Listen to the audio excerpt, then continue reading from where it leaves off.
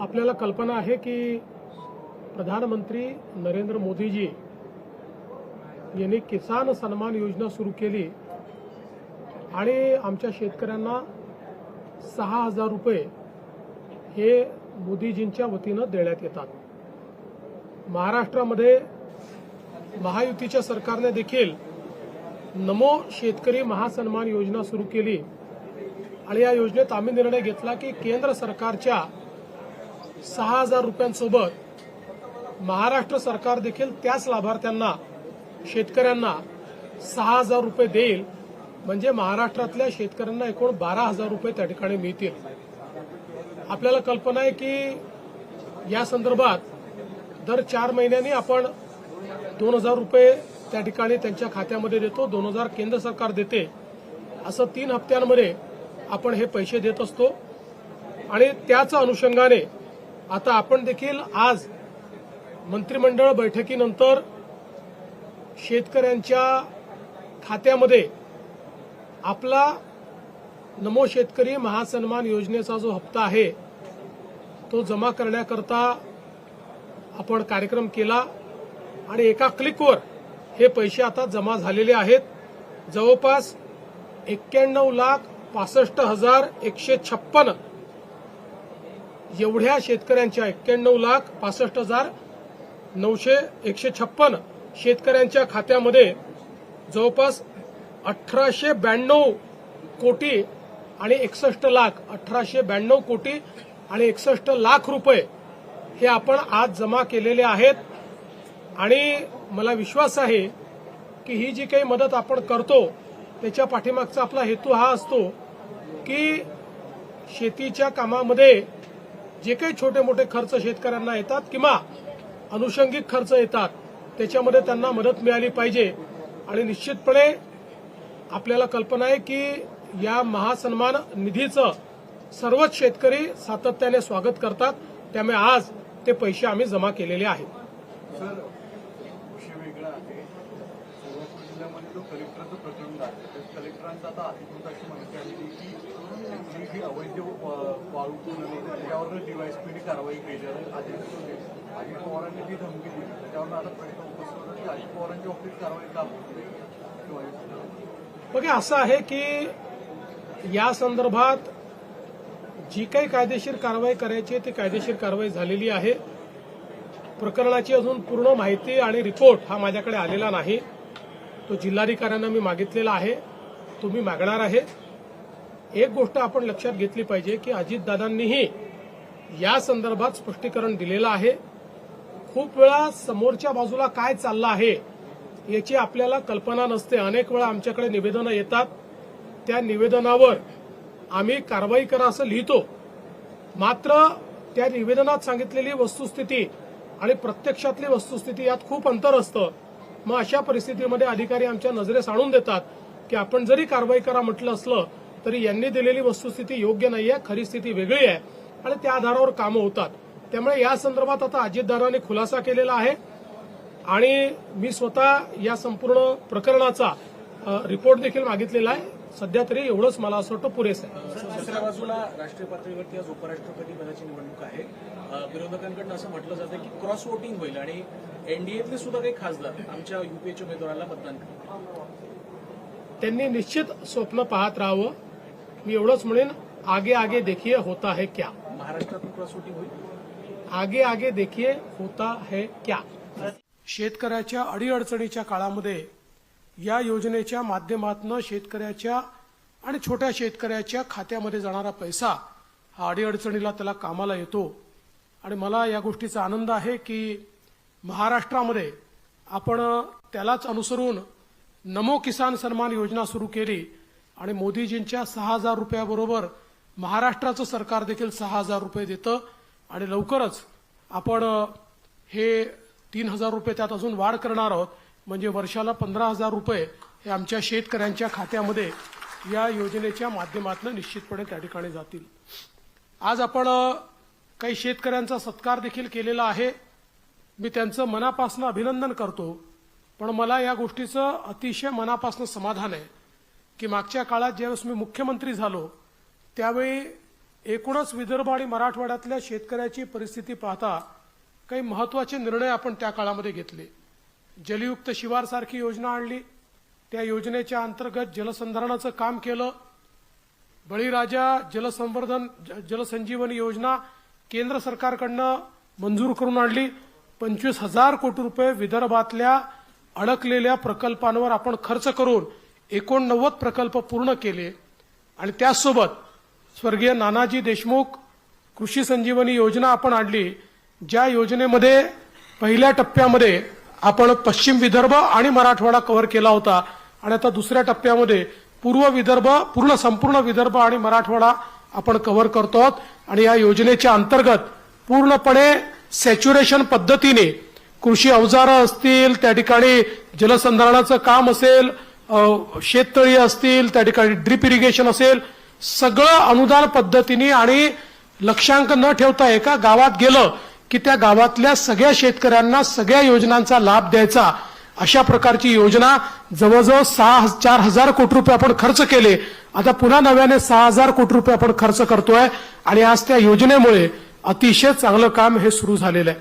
दुसरं, आपण वर्ल्ड बँकेच्या मदतीने स्मार्ट सारखी योजना तयार केली की ज्या योजनेमध्ये आमच्या शेतकऱ्यांच्या ज्या फार्मर प्रोड्युसर कंपन्या आहेत, गट आहेत, या गटांना विविध प्रकारचे त्या ठिकाणी रोजगारक्षम, ज्याला आपण कृषीवर प्रक्रिया करणारे उद्योग म्हणतो, ते उद्योग असतील किंवा कृषीमध्ये नवीन प्रकारचे कॅश क्रॉप त्यांना तयार करता येतील, त्या ठिकाणी ग्रेडिंग वगैरे असेल, अशा सगळ्या गोष्टी करता येतील, अशी एक समग्र योजना आपण सुरू केली.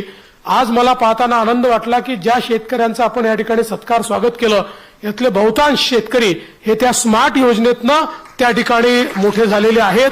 आणि मला आनंद वाटला की एक एफपीओ तर आपला 100 कोटीवर पोहोचतो आहे.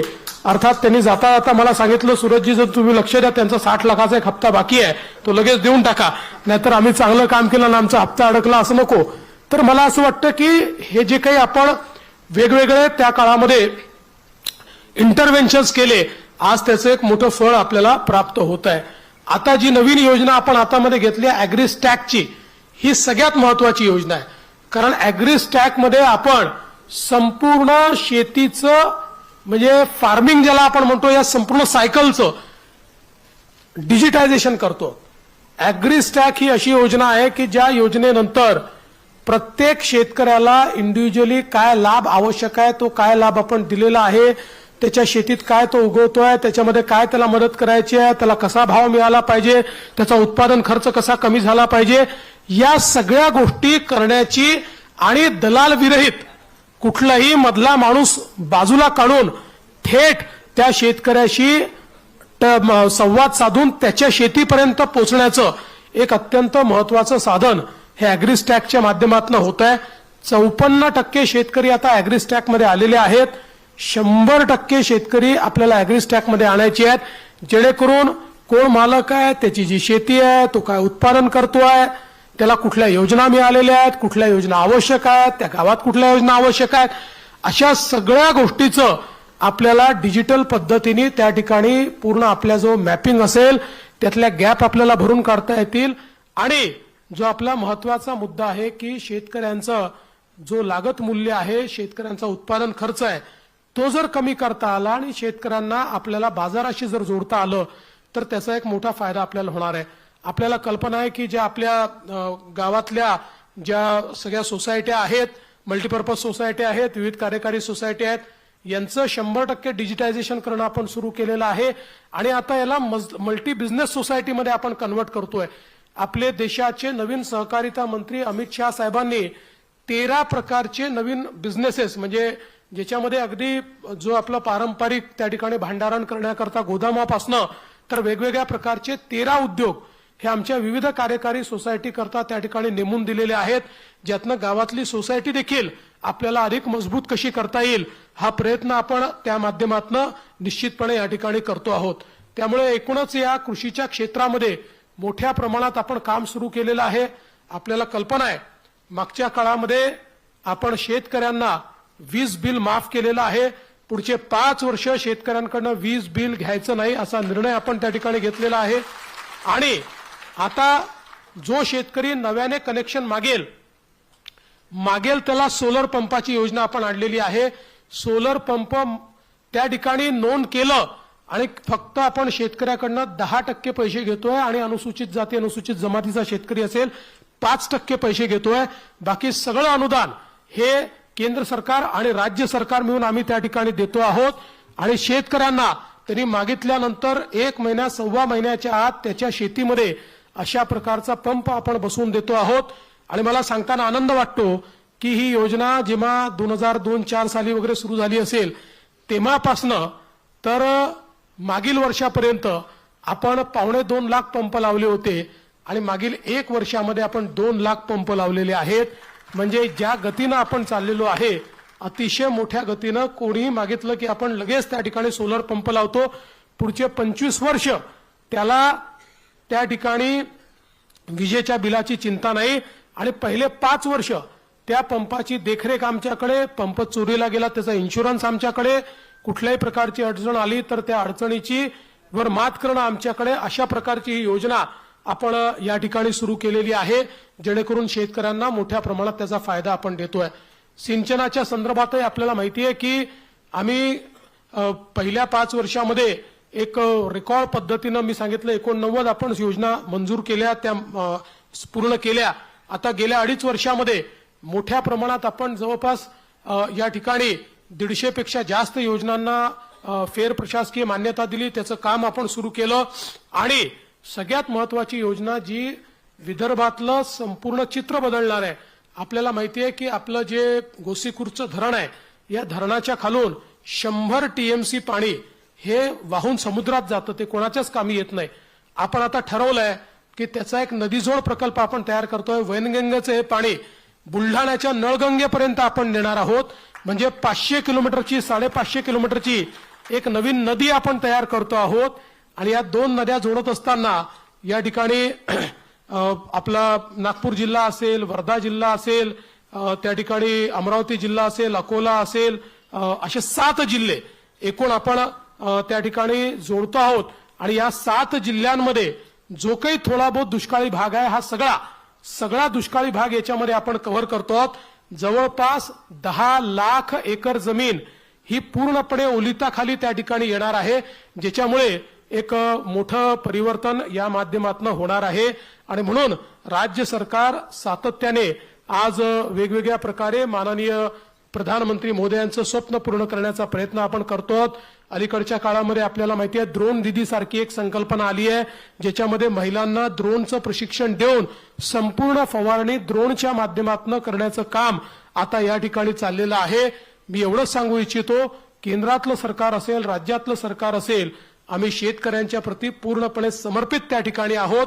आणि अशाच प्रकारे शेतकऱ्यांचा विकास होत राहावा अशा प्रकारचा आमचा प्रयत्न असेल.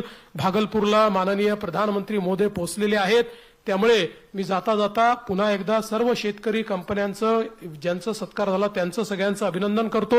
आमच्या कृषी विभागाचं विशेष अभिनंदन करतो की अतिशय चांगलं काम आज कृषी विभाग आपला करतोय, ज्याच्या माध्यमातून या सगळ्या योजना आपल्यापर्यंत पोहोचतायत. याहीपेक्षा चांगलं काम भविष्यात ते करतील ही मला अपेक्षा आहे. पुन्हा एकदा आपल्या सर्वांचं अभिनंदन करतो आणि माझं बोलणं संपवतो. धन्यवाद. जय हिंद.